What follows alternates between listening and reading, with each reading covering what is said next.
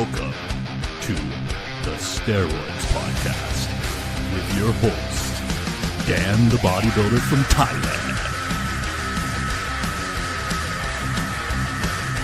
Boom! Boom! Let's get started here. The Steroids Podcast is brought to you by Ultimate Guide to ROIDS, 109-page ebook by Dan the Bodybuilder from Thailand. Now, for the first time in bodybuilding history, you have someone with no corporate interests and no obligation to please anyone, not walking on eggshells to not offend. Ultimate Guide to ROIDS gives you the information, the whole truth, not a full truth and a half truth, full truth. Ultimate Guide to ROIDS gives you the keys to the Lamborghini, gives you the information, and lets you decide what to do with it. It's a crime this information has been suppressed this long. Now let's get on with the podcast. I have been eating a lot of salmon lately. Usually how I eat my protein is that I wake up in the morning and I cook like 1 kilogram, so like 2.5 pounds of whatever type of meat that I'm going to be eating that day, and I pretty much just eat the same thing the whole way through because it's easy to get meals like that. So a lot of times it'll be chicken breast. Lately it's been salmon. This past summer it was ground beef. It's been steak before. Steak definitely feels a bit different because of it's the way that the amount of time that it takes to digest compared to ground beef. Anyways, though, guys, with your protein, you want to make sure that you're getting your protein in. I know we've talked about carbs being good for strength and everything, but when it comes to building muscle, don't forget about the protein. You know, you need to be getting 250 grams of protein in a day. You know, if you're anywhere near 200 pounds, because muscle is made out of protein. It's made out of amino acids, and which is what protein is made out of. And if you don't supply the raw materials, the steroids can't help you build muscle. So just remember to keep that in mind, that eating the protein is important. If you can't get all the meat in that you need to get in, then, you know, taking some protein powder is better than taking nothing and, not getting those 250 grams of protein in. But yeah, I definitely think that if you're on gear, you should be making sure you're getting 250 grams of protein in per day, so that, they talk about nitrogen retention. Like, oh, this steroid improves nitrogen retention. Well, that's how they measure the amount of protein that is kept in the body. So if you're having a nitrogen retention balance that's positive, you're retaining nitrogen. Well, that's basically measuring the amount of muscle that you're keeping. And when you eat protein, you're adding nitrogen to the body. So it's sort of a nitrogen in versus nitrogen out thing, and you want the ratio to be positive. More and more nitrogen is being kept in the body, and it's storing up over time. That means your muscles are growing. All right. The first question of the podcast today. Hey, Dan, it's Ryan. I've talked to you in the past. I listen to the podcast religiously and enjoy it.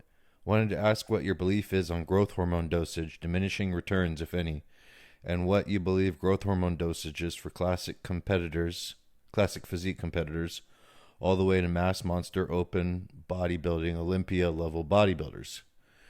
Okay, so I can give you general dosages, okay?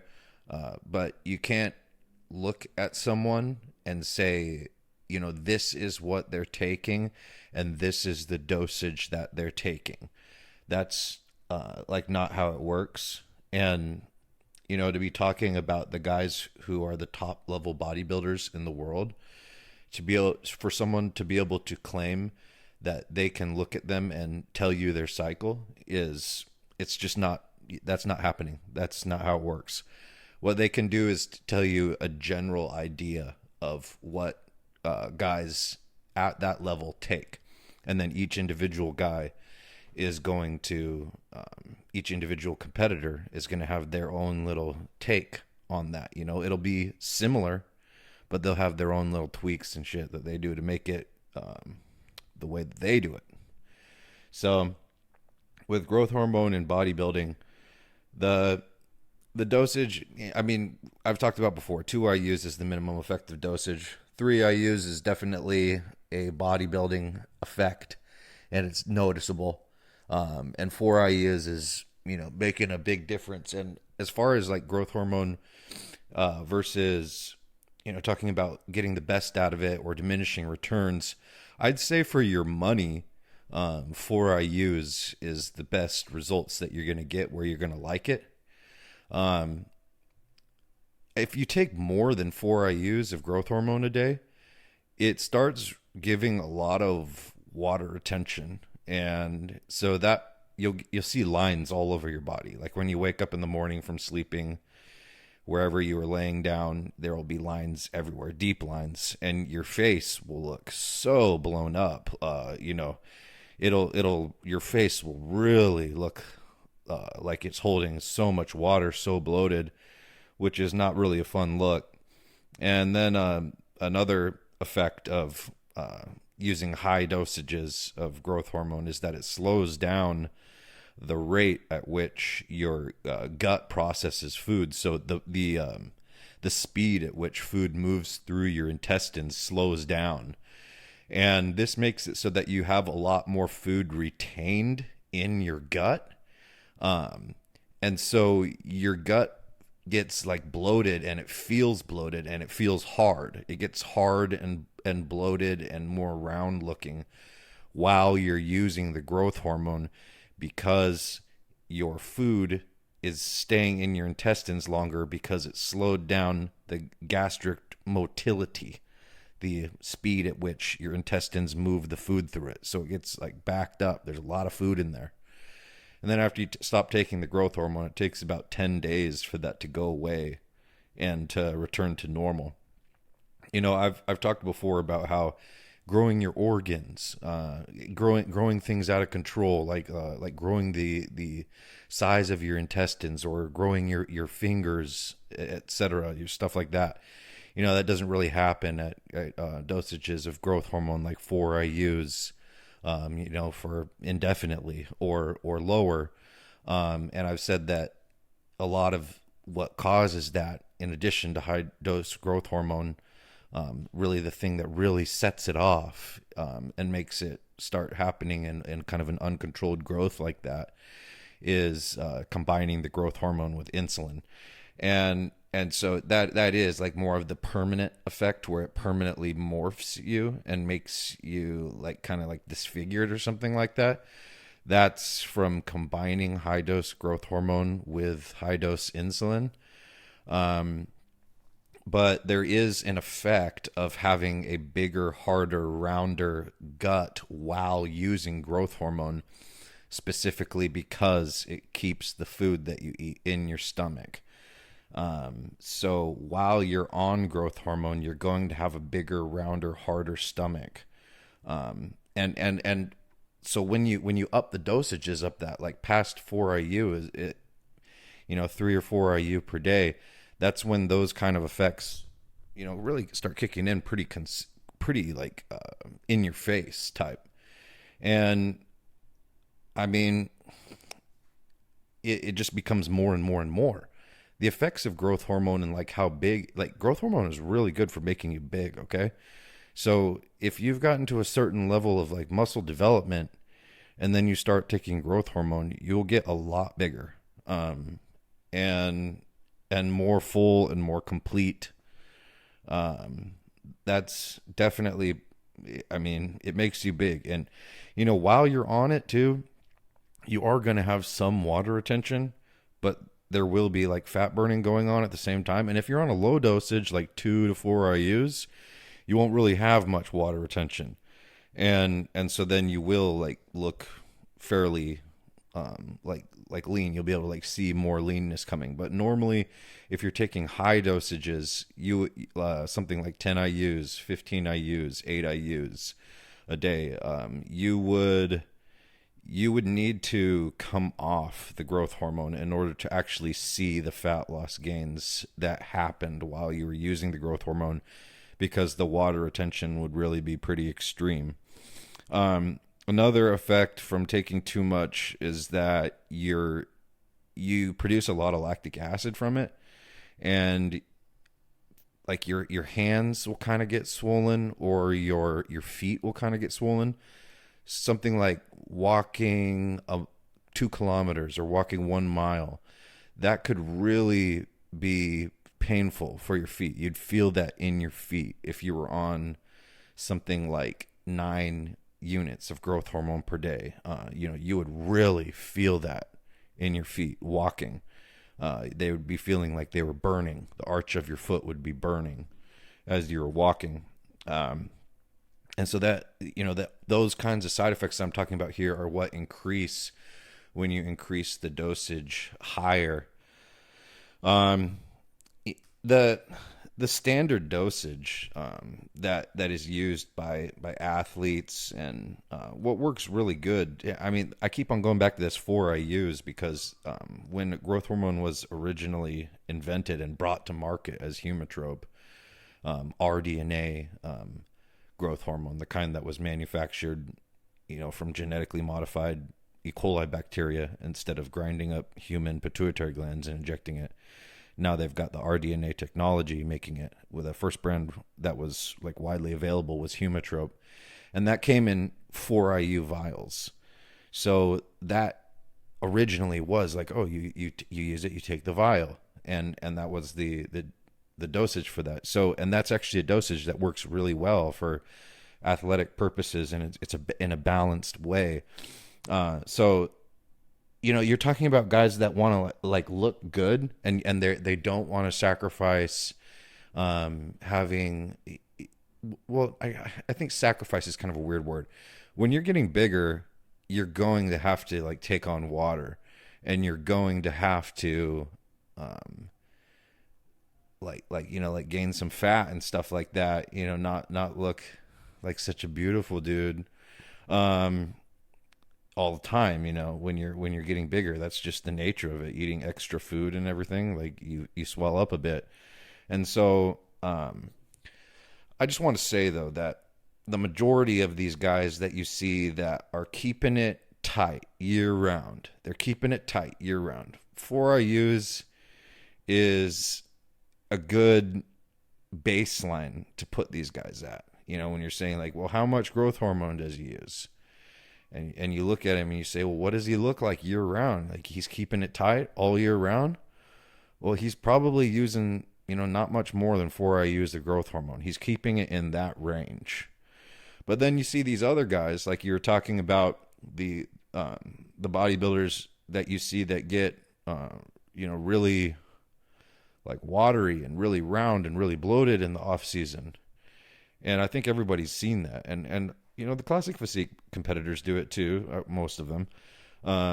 But the open competitors, you really see it in them, where they look like a Michelin man or something. Like they really look soft to the touch during the off season.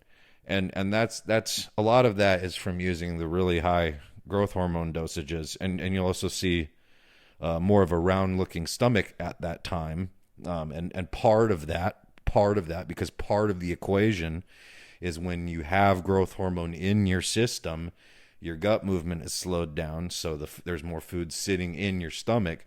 So, during that off-season time, some of them take growth hormone, up to the day of the competition, and that can be, again, a reason why their gut will be more round-looking at the competition. But that's a foolish mistake, because you don't want that just for some more size that the growth hormone is going to keep on you.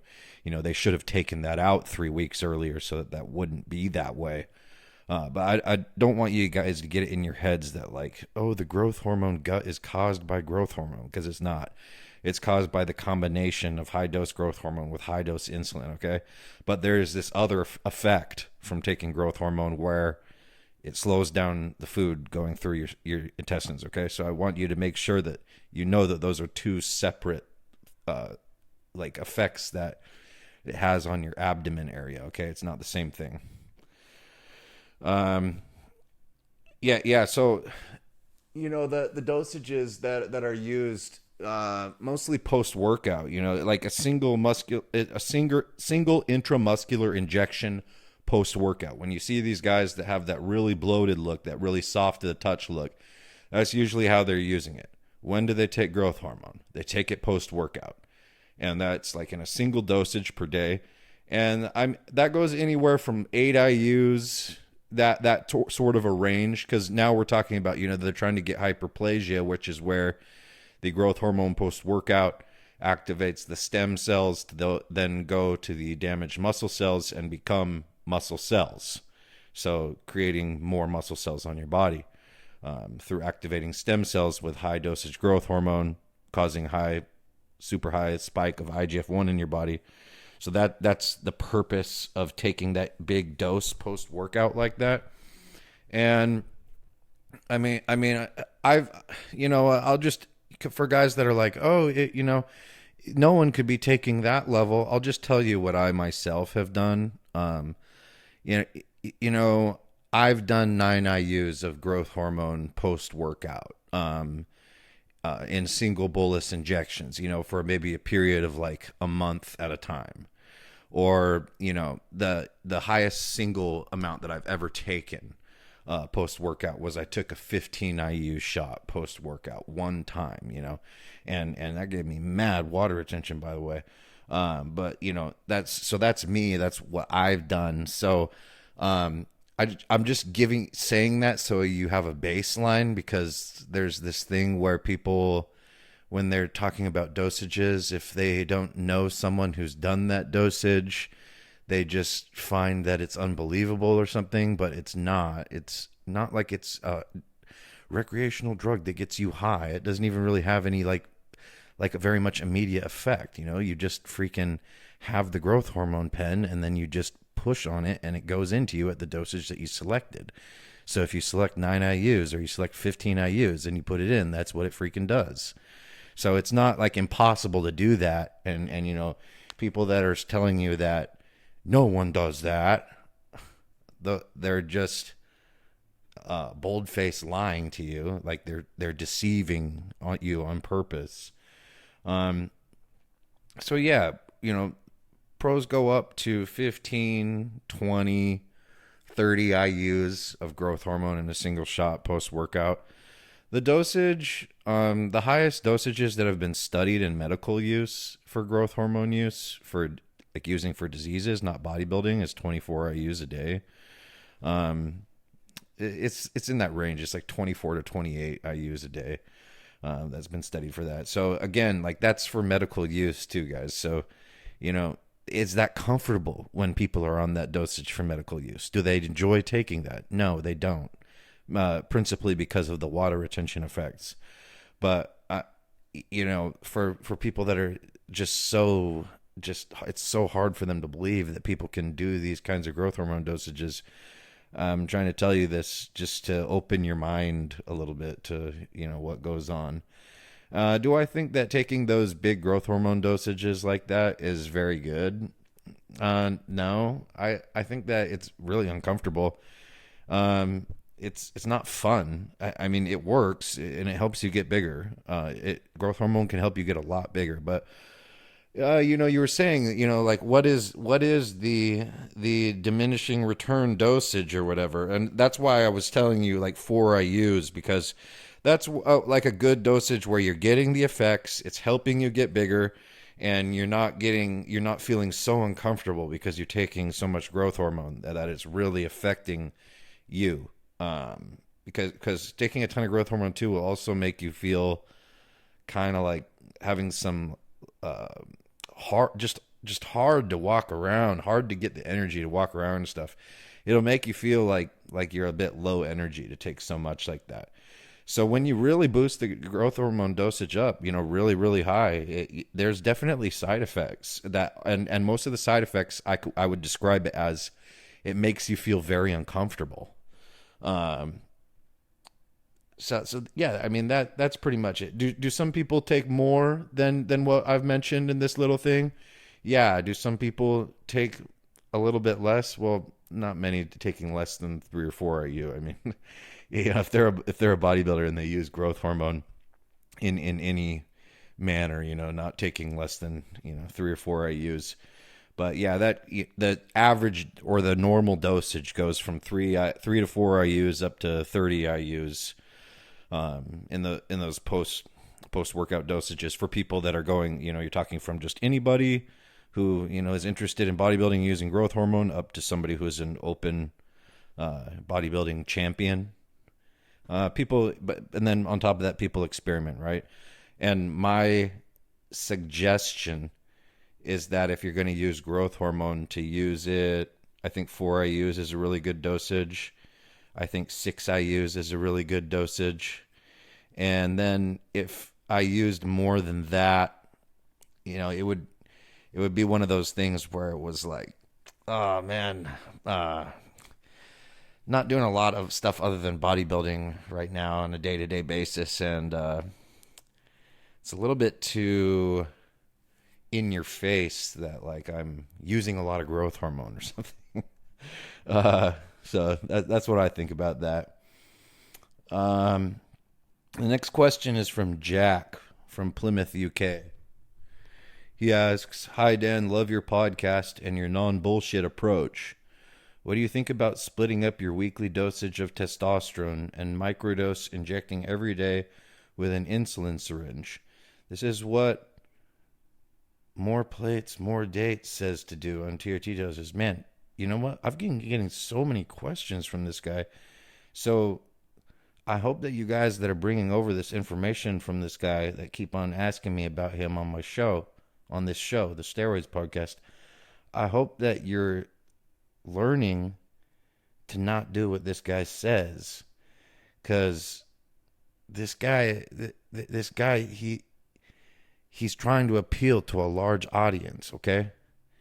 And what does the large audience want? Well, the large audience is the people who they're thinking about doing roids, or they're new to roids. The large audience isn't the guys who are the experts and the guys who really got a system down and know what they're doing. And so he's talking to these guys, before you've taken steroids, you're thinking, oh, I want to take the smallest amount, and I don't want to take a bunch of compounds, I just want to take this one little thing or whatever, and then reach my natural potential, and then maintain it or something. You don't want to hear someone like me be telling you, like, okay, well, you're going to have to use testosterone and you're going to have to use Winstrol, and then you're going to go on some Trenbolone, and then you're going to be taking some growth hormone injections every day. You're going to hear that and be like, what the fuck? I'm not listening to that. I'm going to go listen to this other dude who's telling me that it's going to be much, much easier than that, because I can't psychologically handle hearing that truth that the other guy is saying. So you're going to go. Anyways, that's why he makes the content that he's making. So hopefully you guys, if you're going from him and then coming over to here, I hope that you are becoming aware of that, because it's just getting ridiculous. So many about this dude. So there's nothing wrong with microdosing your testosterone, okay? There's nothing that's inherently bad or evil about it. But what it is that it's just totally unnecessary. And it's something, it's almost just something to talk about.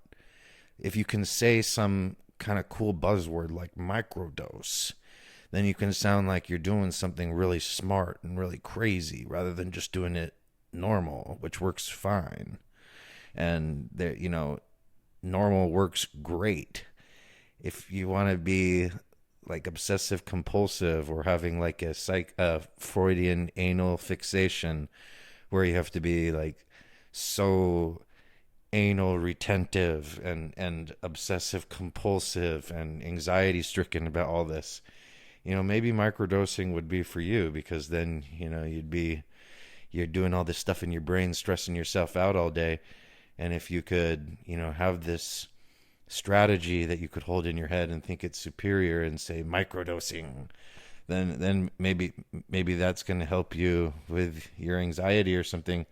But like I said, there's nothing wrong or bad about microdosing. It's just that it's totally unnecessary, and it's just weird. Because you said that they say it balances your blood serum levels, making it less likely to have to use an AI. Well, not really. There's guys that have to use an AI, and there's guys that don't. And there's some guys that has to use a ton of AI. It just has to do with your genetics. It doesn't really have to do with how you take your testosterone or some other wild thing you do, or if you take this other thing with your testosterone. It's like there are guys who just don't really have much aromatase enzyme that transforms testosterone into estrogen, and those guys don't need to use AI. And then there's guys with a normal amount, and if they're using 600 milligrams or so of testosterone per week, any way they take the testosterone, they got to take like something like 2 milligrams of Arimidex a week. And then there's guys that are really sensitive to estrogen, create a lot of estrogen from testosterone, and they got to be using like 5 tablets or 6 tablets or 7 tablets per week, of Arimidex. It's very individually genetic variant. And doing all these other little things or taking these vitamins or some shit and thinking that's going to be the thing that's going to be saving you, or that's going to be the ticket, the answer to your problems, that's not it. That's a smokescreen. So you said, could you do this with a super physiological dose of testosterone, such as 600 milligrams a week? So you'd be injecting just under 600 milligrams a day. And do you recommend using an insulin syringe for injecting testosterone? Yeah, I think that you should do 2 injections a week if you're using long-acting testosterone. So testananthate or testcypionate or test undecanoate. You should do 2 injections a week, and then you'll feel smooth, you'll feel fine, and you'll feel like you're always on the same dosage. If you're using Sustanon, then you should probably do 3 injections per week to feel always the same.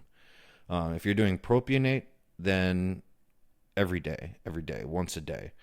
If you're injecting 100 milligrams a day, just do propionate. If you want to inject every day and take your testosterone, propionate's the best one anyways. It feels the best. You feel more mentally more than the other esters. And you asked, would I recommend injecting with an insulin syringe? And the answer is no. So some of these guys that do the microdosing thing, they like inject it like into their fat, okay? And so when you inject it into your fat with an insulin syringe, a subcutaneous injection with an oily steroid, it gets stuck there, and you have this little lump in your fat, and it doesn't go away for 3 or 4 weeks.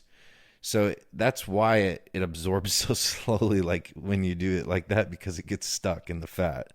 Because there's no direct blood supply to fat. The blood, it's just sort of like an osmotic process where it kind of goes around the fat, but there isn't the direct blood supply like there is in muscle. So it just sort of sits there for a month. It's pretty annoying. And then with the injection with the insulin syringe, you can do it.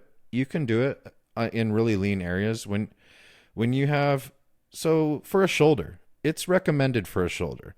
If you're going to give yourself an intramuscular injection in your shoulder, using a 1/2-inch insulin syringe would be the recommended instrument. But if you're doing injections on your glutes or on your ventroglutes or hip flexors or on your quads, you can use a 1/2-inch insulin syringe, but it won't be very deep, and you'll get more of a lump up at the surface. And some of these lumps that happen at the surface will never really go away. They'll sort of become scar tissue on the top of the muscle, on the fascia area of the muscle. And so if you, for example, if you do a lot of 1/2-inch needle quad injections, over time you'll have like lumpy areas on your quads where those injections were. And it won't really go away. It'll just kind of like be there from then on. So when you inject with a deeper needle, 1 inch, it gets deep enough so that it's like really in there. and it's nowhere near the surface. So, if you're not doing the shoulders, it's definitely recommended to do a 1 inch or 1.5 inch needle injection. But I'm not going to sit here and say that, I've never, like in a pinch, just do it with a insulin syringe 1/2 inch needle, because I do that sometimes when I'm in a pinch. So that's what I'm saying. It's not like preferred, but it's definitely possible. You can do it. Okay, next question from Will. Hey Dan, love your ebook, Ultimate Guide to ROIDS. It's been a huge help inside and outside of the gym. I've been reading about Trenbolone and its nutrient partitioning ability, and even its ability to outright prevent fat storage. I'm looking to put on a lot of size and no body fat whatsoever. Should I just eat at maintenance, or can I count on Tren's supposed metabolism boost and nutrient partitioning ability to allow me to eat at a surplus? What would you recommend? Are there any macros I should prioritize on cycle? Thanks. Really prioritize protein. If that's the case, you want to eat a lot of protein when you're wanting to stay super lean and you're wanting to bulk. And I'm talking 300 grams plus. Protein is very difficult to turn into fat, especially when you're on gear. But it is a very highly nutrient partitioned nutrient. So you want the protein to be high. Protein also makes fat burning work better. And I don't really think that you should be eating in a surplus much. If you want no fat gain whatsoever, you should be taking Tren, and you should be taking a really large amount of protein, eating a very large amount of protein, 300 grams plus per day, and then eating a pretty low fat diet too, and a higher carbohydrate diet, and eating a strict diet too, not taking the Tren and then using it to prevent fat gain while you eat pizzas or eating ice cream or something like that. Although you can use ice cream every once in a while, but I mean, what I mean is not to, if you want to take Tren and you want to actually like burn fat, or you want to prevent any fat from being gained while gaining a lot of muscle. I mean, you said you're looking to gain a lot of muscle. Okay, well then you're going to have to gain weight. So in that case, yes, you should definitely eat clean. You should definitely eat a ton of protein, eat low fat, and eat high carb, and gain weight slowly, not more than a pound a week, if that, because it's just the nature of the beast. It's just the nature of the beast. You gain a bunch of weight, it's not all muscle. That's the way to do it. And is it easy to gain much muscle weight without gaining any fat? No. And people that try to just do both at the same time, like get bigger and burn fat, a lot of times they don't make a lot of changes, make a lot of improvements. It's better to just, really go gung-ho on one or the other. Like, I'm going to get big and strong, or I'm going to get lean and lose weight, and eat one way or the other. That's the most effective way to do it. But more of like smaller changes can be made not doing that. Okay. So next question. Hi, Dan. Just want to say, love the show and appreciate you putting the time in, giving us all these answers. Been running 500 test enanthate and 400 Tren enanthate and Arimidex for 8 weeks now. Wanting to take it a bit further, and have started 30 milligrams Superdrol and Clen on top. That sounds like a really powerful cycle. Do you recommend upping the dose of Tren? I've heard that Tren should be higher than test. Also, is 30 milligrams of Superdrol enough? Appreciate your help. Bib from Australia. Well, Trenbolone enanthate's a little bit weaker than Trenbolone acetate, because there's like 90 milligrams per 100 milligram. 90 milligrams of Trenbolone per 100 milligrams of Trenbolone acetate. About 10% is the acetate ester, or 10 milligrams.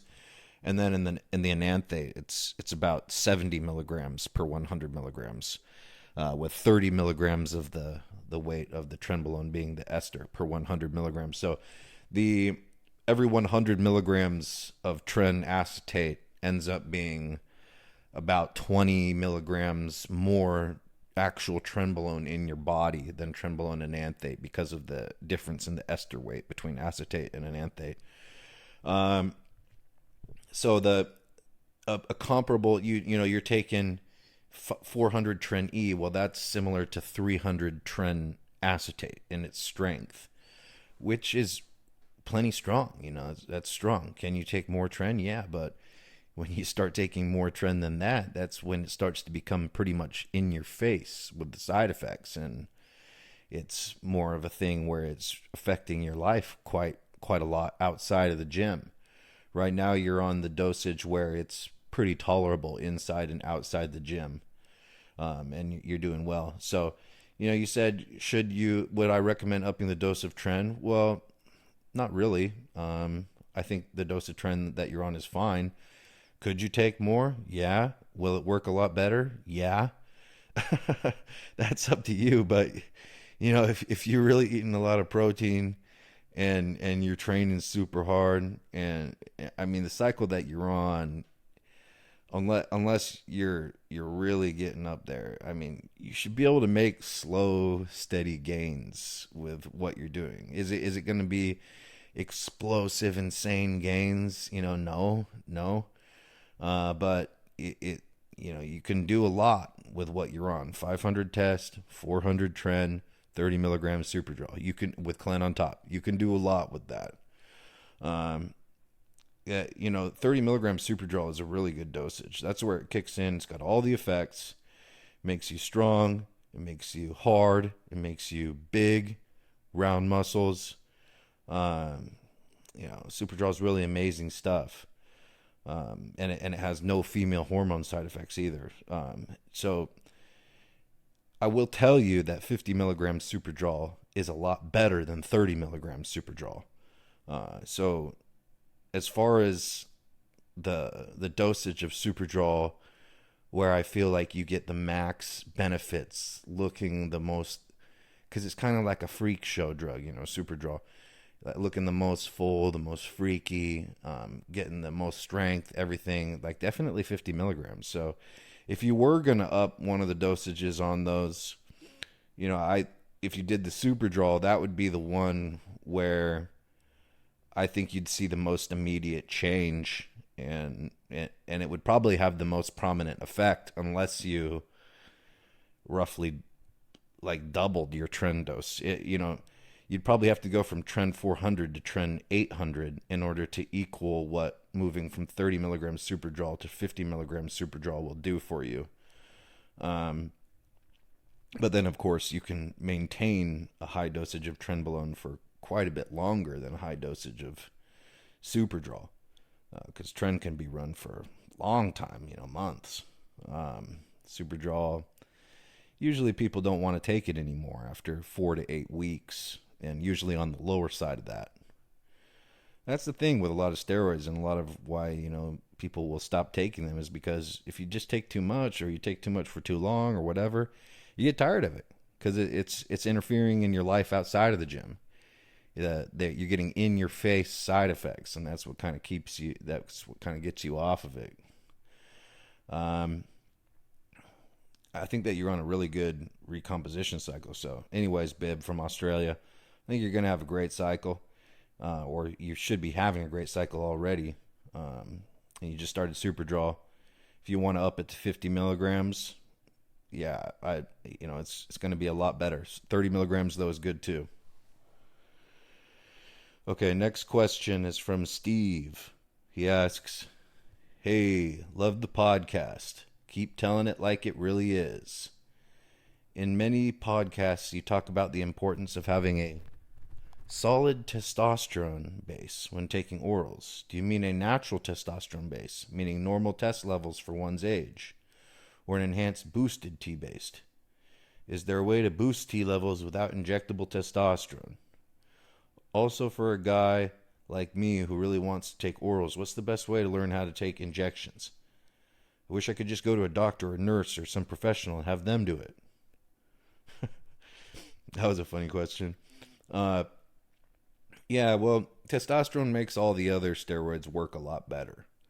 So testosterone is also a healthy steroid. It doesn't hurt your health. When most people that take 1,000 milligrams of testosterone can go to the doctor if that's all they're taking and get a blood test, and nothing will really be wrong. Maybe their cholesterol will be a little bit out of range, but that'll usually be it with nothing else.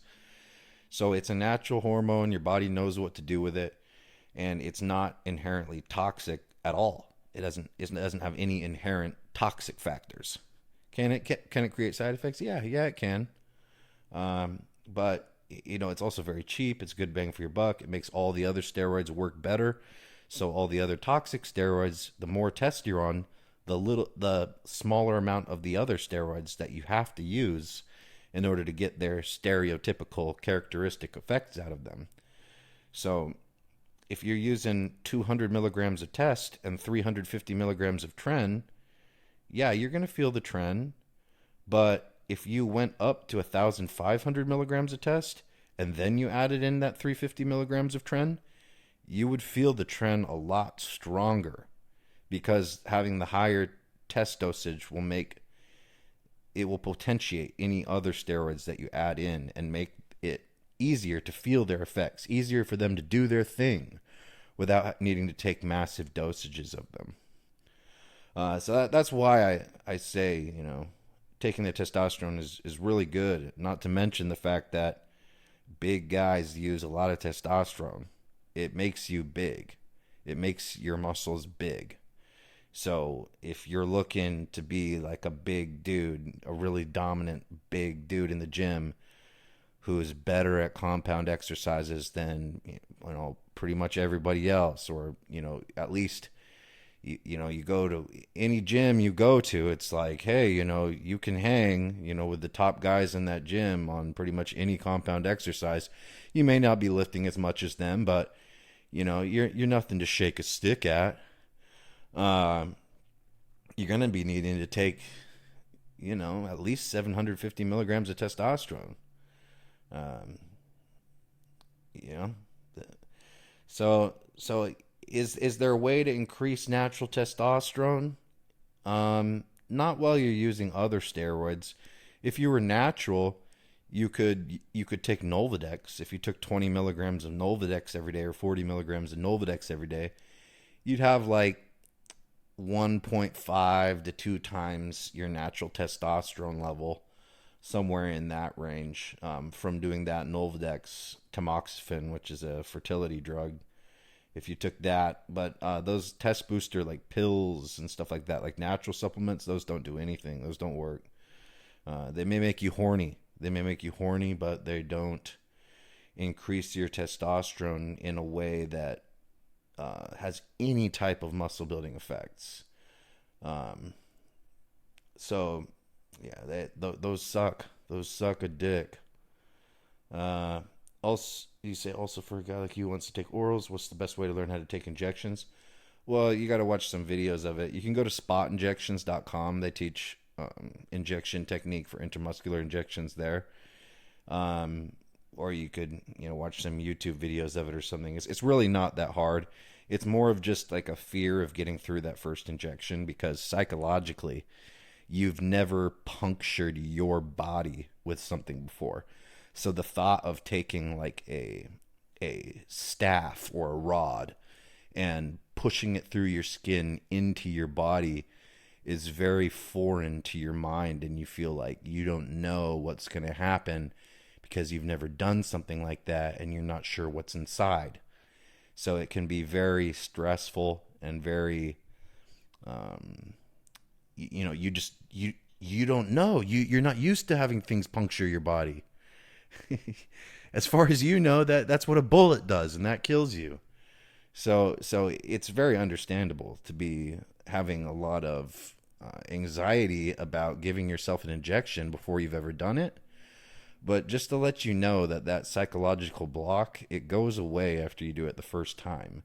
Because after the first time, you know, you put the needle there and then you give it a little bit of pressure and then it goes through your skin and then it's inside of you and you're like, oh, well, I just put something inside of me. I put this metal rod inside of me and look, it's okay. I'm still standing here and nothing happened. And I guess that my body can have little rods put into it or something like that. You know, like puncturing through the skin into the muscle. Yeah, and it's like a psychological shift that happens, and then after that first time, it's really never scary again. Okay, and the next question is from Kevin. He asks, "Love the podcast, found it a month ago, ripped through all the episodes. Very helpful to have proper information on performance-enhancing drugs when there's so much bullshit out there. When people say Ronnie Coleman got to the Olympia without steroids and then got his later winning physique by starting gear, do you think the actual difference in his structure lies more in the use of insulin? Seems totally unbelievable to get to the Olympia natural." Yeah, he wasn't natural when he was a pro bodybuilder. But what happened is that he wasn't using what the other guys were using. You know, he was just using more like normal cycles, you know, Pest and DACA, Winstrol, Primobolan, maybe a little bit of Tren or something like that. You know, he was doing basic cycles. And then that's why he wasn't a winner.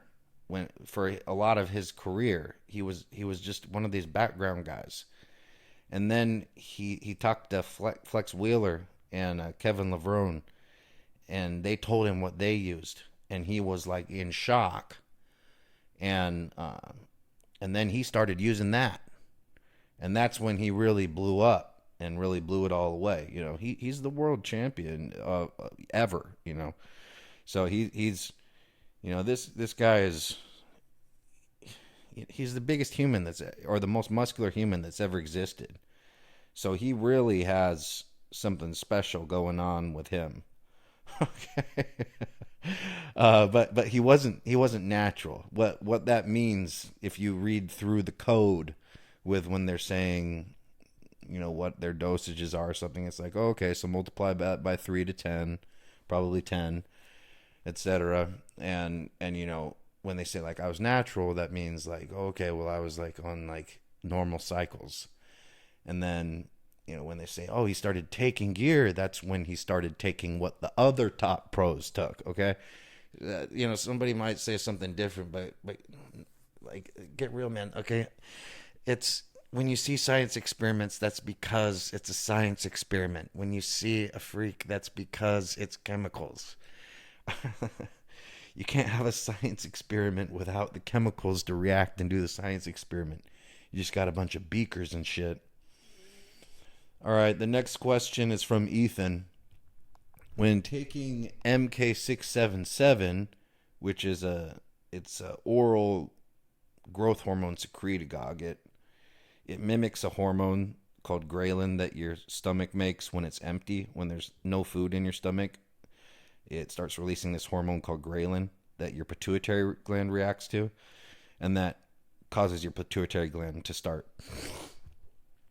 releasing growth hormone, and it tells your body that you're hungry and you should refill your stomach with more food. So that's why MK677 makes you so hungry. And yeah, it does have an insulin desensitizing effect to the fat cells. And somebody who is going to take MK677 is going to have a rise in their blood sugar. It's not going to cause you to turn into a diabetic or something, especially because you shouldn't be using it unless you're on steroids anyways, because growth hormone stuff doesn't work for PEDs, for performance enhancement, unless you're on steroids already. And then you add the growth hormone kind of thing, the growth hormone or peptide or whatever. So you're gonna, you know, you say you plan to use it while cruising, as it just makes me super fat while I'm using it on a bulk or blast.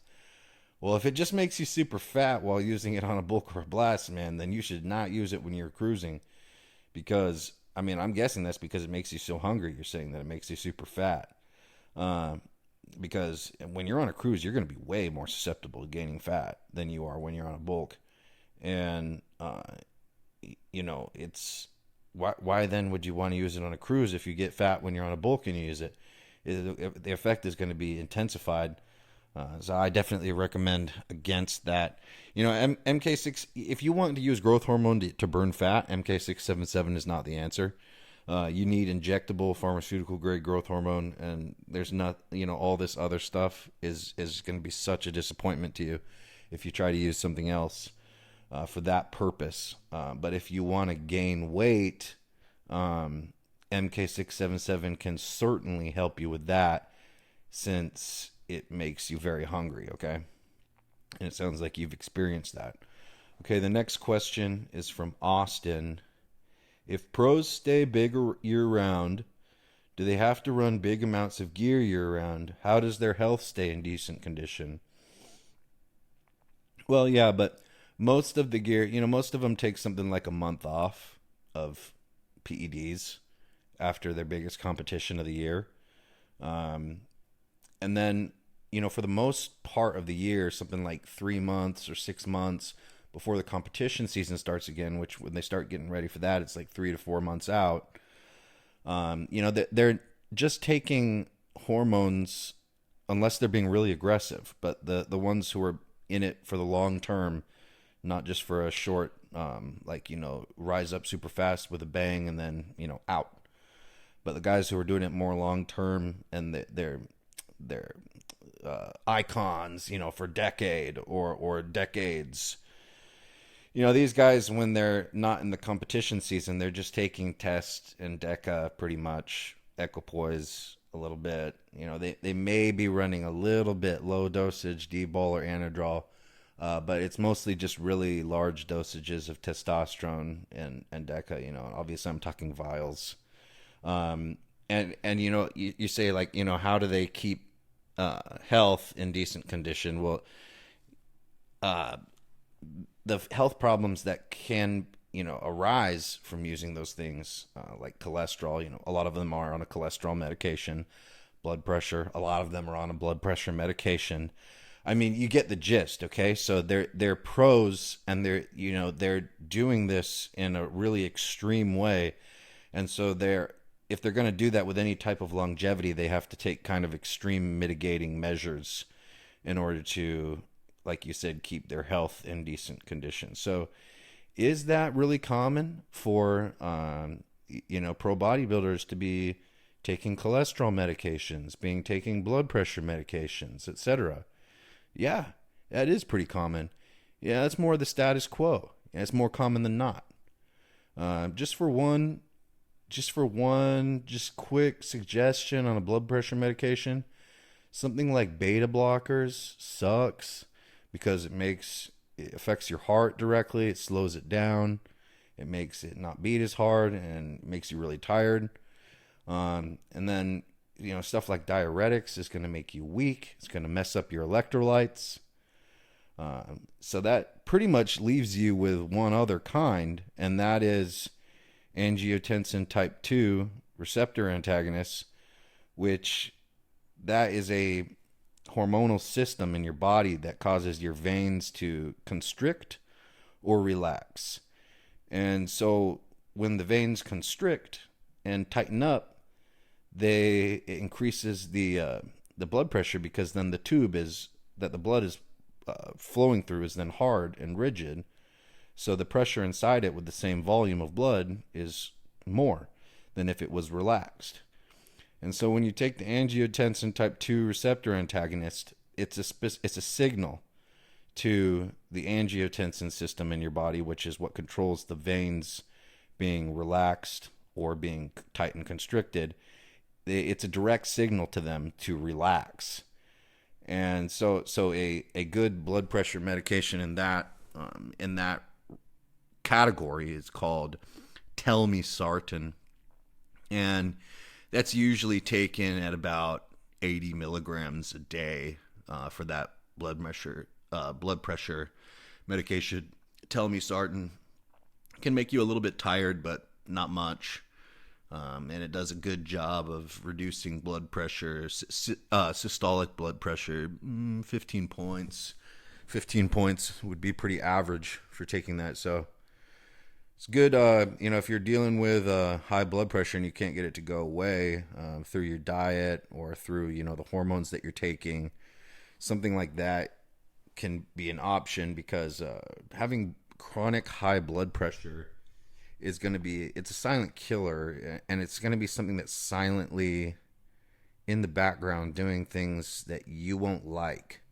And if you keep that up for years and years and years, that's going to be something that is going to take a fairly large toll on your health over time. So that would be, blood pressure, you want to keep that in the normal range, around 120 over 80, 130 over 85. But if it's getting higher than that, and you it's like all the time, and you can't keep it down, to that range, it's, you gotta think about, because that's gonna be one that is pretty damn significant over time, keeping good blood pressure. Okay. Trevor asks, love the podcast. Appreciate the honesty and transparency on the topic of PEDs. My question, I'm 24, competed in 6 natural NPC shows since 2016. Just started 250 milligrams test E 4 weeks ago. Started 178, now up to 193. What should I begin to notice as the test kicks in, and what kind of progress considering all of their fundamentals are in check, training, nutrition, recovery? I know this is low dose, but so far biggest thing I've noticed is more fullness in my upper body. This leads me to my next question as to when and what should my first cycle or blast consist of, and how long? Yeah, I think it has kicked in. You started at 4 weeks ago and you went up 15 pounds. You're probably eating to gain weight. And also when you start taking testosterone from not taking testosterone, you normally gain 10 pounds in the first week of that.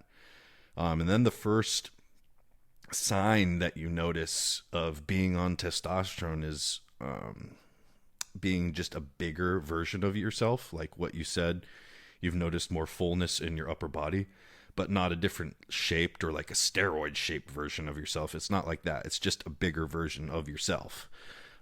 Exactly like before. And then not like a steroid looking version of yourself. That's not what it does. And then because it's natural, it's an unnatural hormone. And then also the other thing that you notice is like usually something about your nipple, like, oh, my nipple itches or something like that. And that's like a sign of having high estrogen levels, which normally, naturally, you've never had that before, but now you're kind of noticing that for the first time. So usually like feeling estrogen is the first telltale sign when you start testosterone that you get.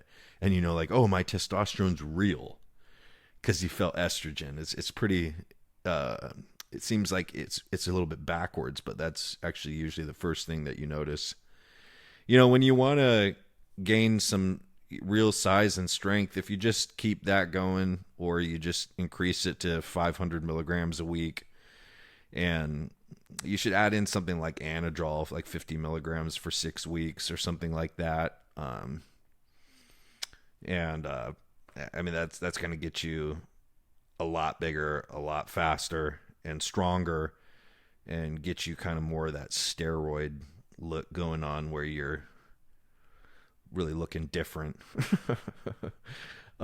Jack asks, listening to the podcast every day, how come I experience so much injection pain and sometimes have a fever after injecting 500 milligrams per milliliter testosterone?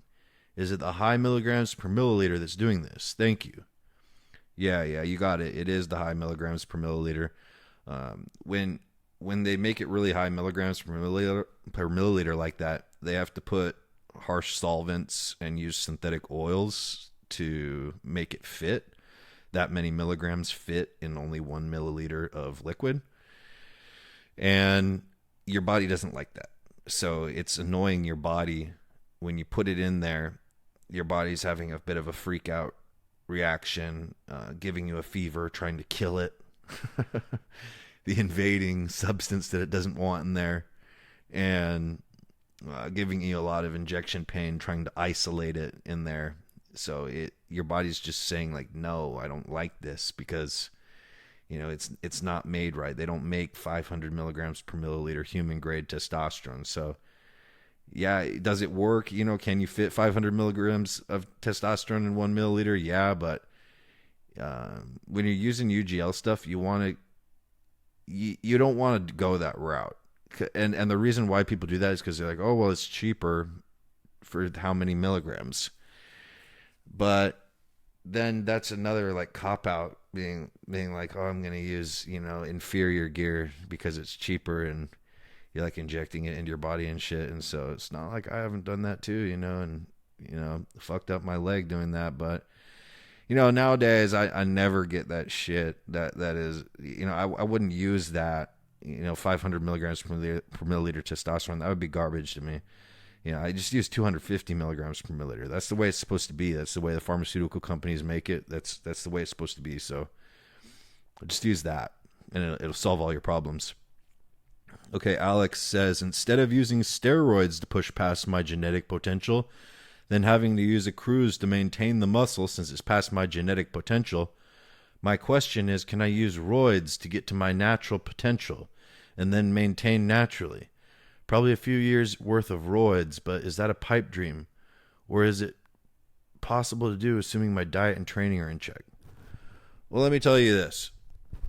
When you're natural, you go like bigger and smaller based on, you know, like whether you're training or whether you're dieting or not. You're not just completely static all the time. And if you stop training for 3 months, you get smaller and not as strong. And then, you know, if you stop taking steroids, you get smaller and not as strong, okay? Anything that you're doing is causing the body to make an adaptation to it. So your diet is causing the body to get a certain result from it. And if you stop doing it, then the result stops and it goes back. Your training is making your body have a certain adaptation stimulus. And if you stop the training, then you go backwards. The steroids are making your body have a certain stimulus and adaptation. If you stop taking the steroids, you go backwards, all right? So if you ever stop taking steroids, you go backwards. You can't, and I think that whole idea of I'm going to take a cycle to reach my natural limit, and then I'm going to go off and maintain naturally, and I'm going to be like this peak natural because of doing that. That's totally unrealistic, man. I don't know if that's ever happened in the history of humanity. That's like, there's plenty of people though on the internet that talk about wanting to do that. Plenty of naturals who have never used steroids before, saying that that's like what they're going to do and that's their dream. Jack asks, I know all questions won't get answered, but what do you think about this? Chris Bumstead only using 500 milligrams of test a week. Okay, well, does that sound right to you? What does he look like? Is he Mr. Olympia? Okay, and so obviously it's like all-out competition for Mr. Olympia, and so that means that everybody's doing as much as they can. And who are the people that get to the Olympia? Well, they're the people with the best genetics who do as much as they can to be the best. So now you just think that he only takes 500 milligrams of test? No, that doesn't make sense, because only the people with the best genetics are there on that stage anyway, and only the people who are willing to do the most craziest shit are on that stage anyway. All the other people have been weeded out in the lower levels of competition. And so now if you just say that he's using 500 tests, it's like, come on, use your brain. That's a lie. Okay, and the next thing he said was Big Ramy, 18 IUs of growth hormone a day plus 5,000 milligrams test a week as a base. These insane numbers true? Well, I told you earlier that I've taken 15 IUs of growth hormone before post-workout, okay? So now obviously you know that it's possible for Big Ramy to take 18 IUs of growth hormone a day, because that's only 3 more IUs than I took one day before, okay? And he's Mr. Olympia. And then the other thing is 5,000 milligrams of test per week as a base, and he's probably taking more. Okay, so I know a guy in person who he looks like he goes to the gym. He looks like he lifts weights, but he's by no means a heavyweight bodybuilder, okay? And he takes 5,000 milligrams of pharmaceutical grade tests per week. And like he could build and grow on a lot less. And I've asked, like, why are you doing that? Why are you taking that? And what he told me is that it's what he likes to do. It's the way that he likes the way it makes him feel. So some people, they like to take a lot of coffee every day or something. Like to drink a lot of coffee. They like to smoke cigarettes, whatever. And why do they do it? Because they like the way that it makes them feel. So this guy who's like a normal size, like gym goer that I'm telling you about, like he looks like he goes to the gym. He looks like he lifts weights, but he's by no means big Ramy. Okay. He takes 5,000 milligrams of pharmaceutical grade test per week because he likes the way it makes him feel. Okay. So is that, then you're going to say, oh, is this insane number, big Ramy taking 5,000 milligrams test a week? Is it true or is it impossible? Obviously it's fucking true. Okay. Then, okay. Next question. Thanks for the question, by the way. I said swear word at the end there, Jack. I didn't mean that, directed at you. I enjoyed your question. I thought it was a good question. I was just, saying that for everybody. So thanks for the good question, Jack. TGV asks, and this will be the last question for today. I've been following your channel for a while now. Heard you talk about Tren making a guy's dick smaller, a person's dick smaller, and thought there's no way. But now that I'm on it, I have noticed that it's not as big when erect, and it's been making me feel self-conscious. But it's bigger when it's soft, but when it's hard, it's smaller.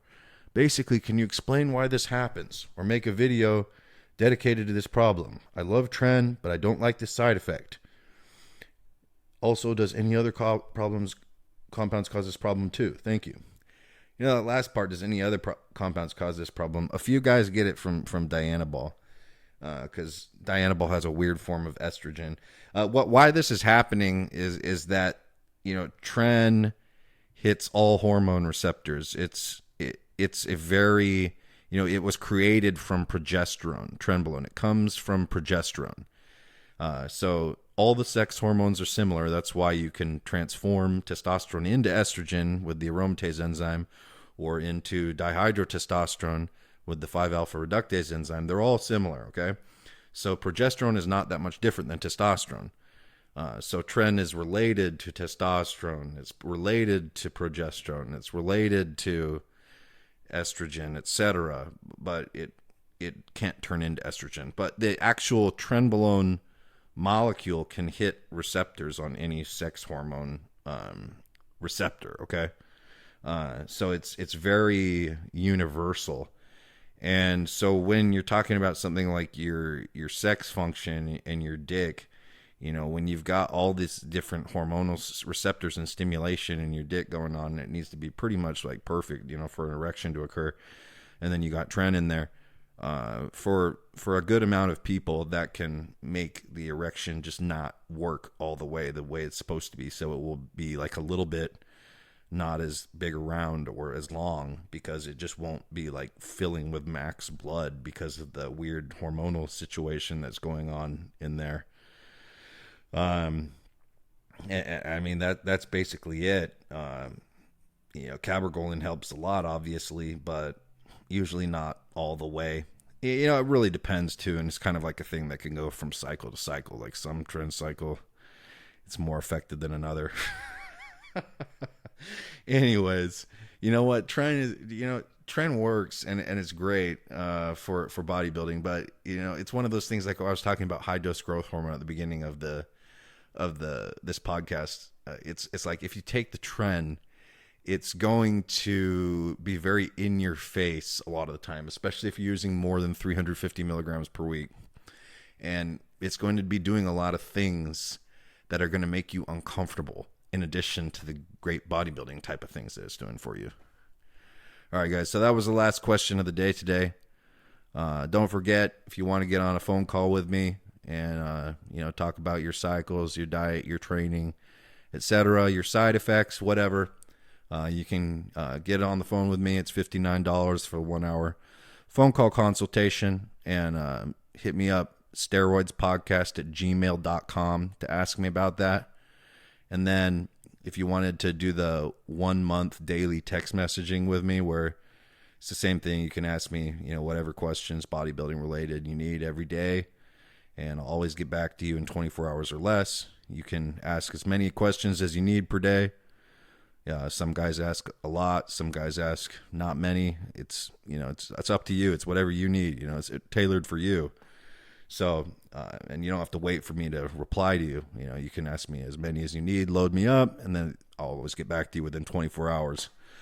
All right, guys. Have a good day. If you would like your questions to be answered on the Steroids podcast, go to steroidspodcast.com and leave a comment with your questions, or email or private message steroidspodcast@gmail.com or steroidspodcast on Instagram. Until next time.